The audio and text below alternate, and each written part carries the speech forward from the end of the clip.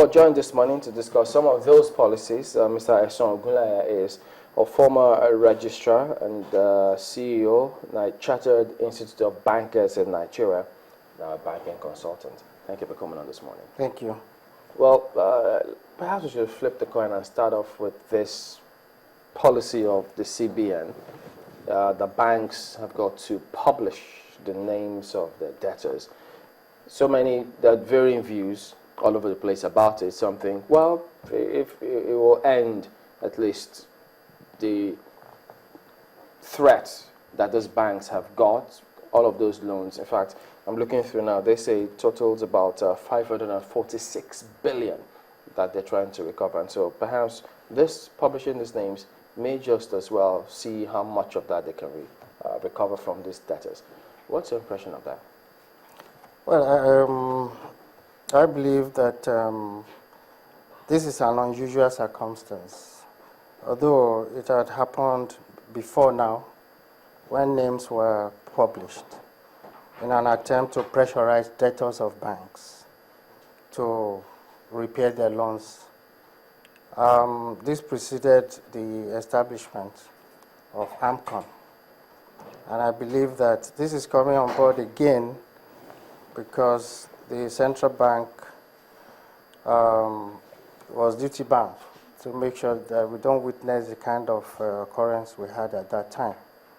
However, I must say that basically the business of banking does not permit the disclosure or publication of lists like this under normal conditions. Because apart from the secrecy law, the confidentiality duty between bank and customer preserves the information concerning the transactions between them. That is the normal thing, and it's ethical and professional to protect that. However, we are under unusual circumstances, and I believe that's what the central bank is concerned about. You can say that a drastic disease requires a drastic surgery. I must also point out that with the professional requirement of banks not to disclose, you also have certain compelling situations that a bank is duty-bound to make such disclosures. I guess that's why central bank believes that this can be used as a tool to assist the banks to pressurize their debtors, particularly the incalcitrant ones. You see this tool being effective? Well, we will need to wait and see, because the nature of these debts, when you read the footnotes to the disclosures and the publications, you will find that most of these debts have been outstanding for quite a long while, much longer beyond the... So most of the time, the reason for non-payment that is often quoted by defaulters is that the interest cost was too high. But they knew about that. But they knew from day one that that was the agreed interest rate, and you accepted it. But perhaps they don't even think about it at all at that time because of the urge to take the loans.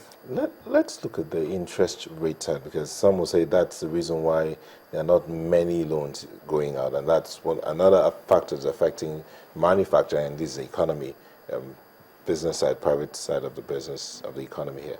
Why are the interest rates so high up there? Well, this argument had been on for quite a while. Why is interest so high? The cost component of the interest rates, apart from, it takes its source from the central bank's rates, the minimum lending rates, from where other rates germinate from. Then you add the cost of doing business, like electricity, security, and all of that. And then the risk element of what brought this about, that is the risk of non-payment, and the cost of recovery. And that brings in the aspect of judiciary. If you want to pursue a debtor, going to the court and so on, there's probably no end to it. So all these put together are factored into the interest cost, which most debtors turn around to say... Even if don't they look at the track record of whoever they're going to give some of those loans? Oh yeah, I mean, that is an important element of risk appraisal. So if they're credit worthy, is that why they advanced them in the first instance? You can hardly find a debtor who was not regarded as credit worthy. It's just that the circumstances begins to change. Immediately, that loan is disbursed to the customer. What about why then are why are the debtors seemingly reluctant to renegotiate? Because loans can be renegotiated, right? Yeah, but the circumstances of renegotiation should be obvious. It's not because you failed to repay. That should not be sufficient to renegotiate.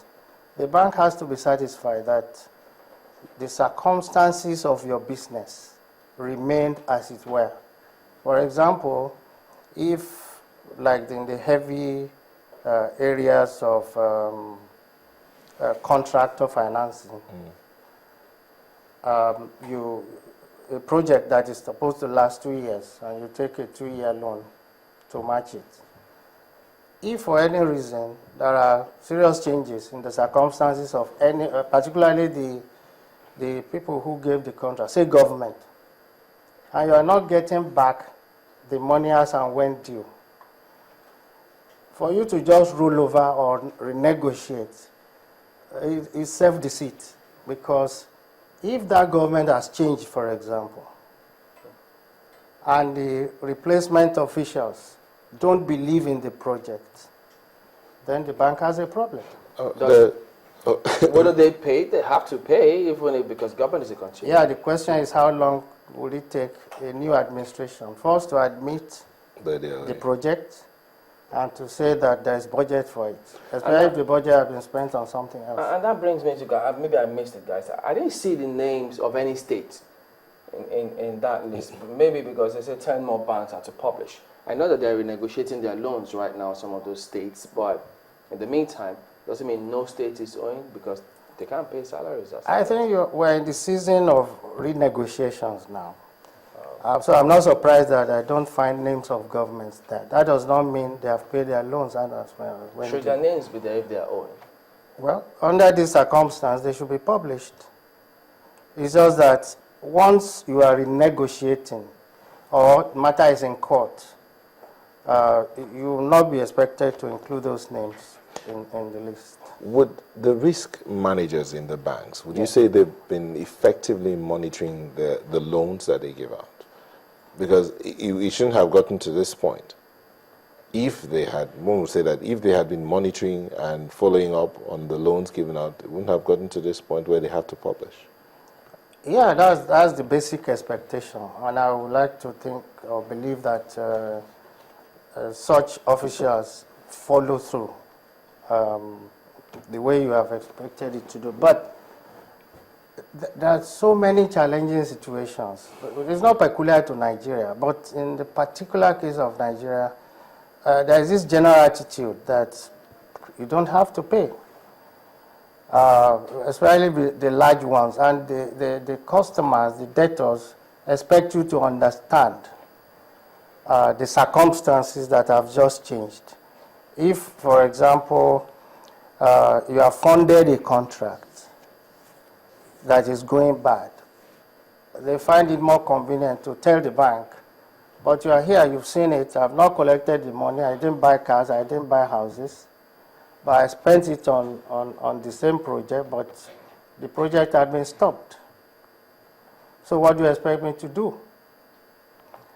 And this now brings the risk that the bank had taken, because those funds did not belong to the customers. I mean, they don't belong to the banks.